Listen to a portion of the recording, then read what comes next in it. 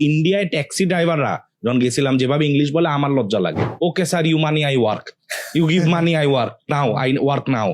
যখন তুমি একটা ভালো কোয়েশ্চেন করো এবং ওই লোক যদি বলে যে দ্যাটস আ গুড কোয়েশ্চেন, তার মানে হি ইজ অলরেডি সোল্ড। ধরো অনেকে তো ফ্রিল্যান্সিং করতেছে, বাট সবাই তো আসলে ভালো করতেছে না। এবং তুমি মানে হোয়াট আর দ্য ট্রেডস যে যার কারণে এই যে অনেক যারা ফ্রিল্যান্সিং করেও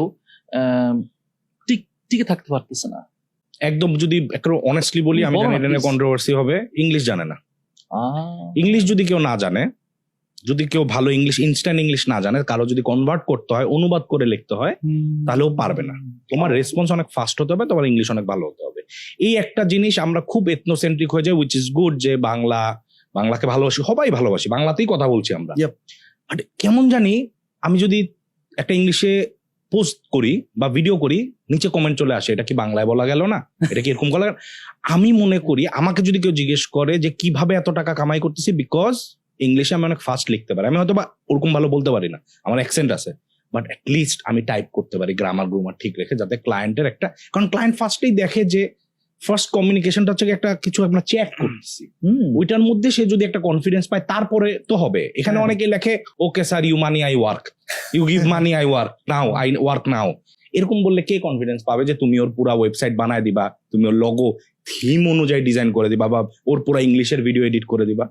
তো ইংলিশটাকে নেগেটিভলি নেই আমরা, যে বললে হয়তো বা এই চেষ্টা করে হয় না, অ্যাকসেন্ট নিয়ে বকা দেই, কেন বাংলায় বলা গেল না, এথনোসেন্ট। আরে ভাই, পুরা দুনিয়া, ইন্ডিয়ায় ট্যাক্সি ড্রাইভাররা যখন গেছিলাম যেভাবে ইংলিশ বলে আমার লজ্জা লাগে।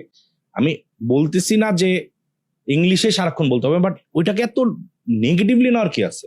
কারণ তোমার যাদের সাথে কাজ করতেছো ওরা সবাই তো তোমার বাইরের, ইংলিশে কথা বলে।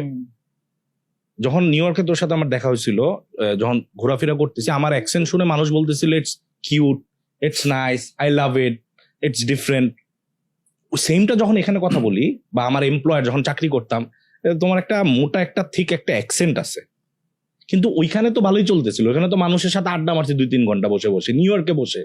আর এখানে ঢাকায় বসে আমি ওই ইংলিশ মারলে মানুষ বলে যে অ্যাকসেন্ট, এটা উচ্চারণ এটা হবে। আর নিউ ইয়র্কের লোকালদের তো সমস্যা হয় নাই, তোর ক্ষেত্রে হয়তো বা দেখবি এই জিনিসটা হয়তো বা আছে। সো ইটস ফানি, ইংলিশটা জানতে হবে। This number 1। নাম্বার 2, যেটা সবসময় বলি, ফ্রিল্যান্সিং এ যদি সাকসেসফুল হতে হয়, তোমার খুব ভালো সেলসম্যান হতে হবে, অনেক ভালো সেলসম্যান হতে হবে। তোমার প্রথম স্টেটমেন্টটা কি, এটা হাই না বা হেলো না, তোমার প্রথম দিকেই তার সাথে আইস ব্রেকিং করতে হবে। আমাকে যদি কেউ নক দেয়, আমি প্রথমে বলি হেই থ্যাঙ্কস ফর ড্রপিং বাই, কারণ তোমার 500টা গিগ থেকে তোমার ছবিটা ক্লিক করছে, এইটাই তো একটা অ্যাচিভমেন্ট। তো যখন কেউ আসে, আমি একটা ফিল দেওয়ার চেষ্টা করি যে ওয়েলকাম টু মাই হোম, মানে আমি একটা হোস্ট হিসেবে যে ওয়েলকাম, ফাইনালি তুমি আসো, বলো কি লাগবে। হ্যাঁ, অনেকে আসে হচ্ছে কাজ দাও আমি করে দিব, এটা না করে ফার্স্টে আমি বোঝার চেষ্টা করি যে আমি আসলেও ওর কাজ, ওর অবজেক্টিভটা বোঝার চেষ্টা করছি। এখানে আমরা কেউই ফ্রিল্যান্সাররা অনেকে জিজ্ঞেস করেন what's your main agenda or objective out of this project. যখন তুমি একটা ভালো কোয়েশ্চেন করো এবং ওই লোক যদি বলে যে দ্যাটস আ গুড কোয়েশ্চেন, তার মানে হি ইজ অলরেডি সোল্ড। কারণ ওই কোয়েশ্চেন অন্য কেউ তাকে করে নাই, তারও ফিল করতে হবে যে যে ছেলেটা বা মেয়েটার সাথে আমি কথা বলছি ইজ পেইং অ্যাটেনশন। এই কয়টা জিনিস যদি মাথায় রাখে, this is the starting point.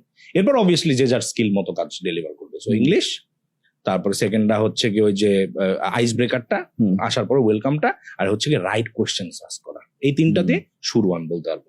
এরপরে স্কিল না থাকলে পসিবল না, সরি।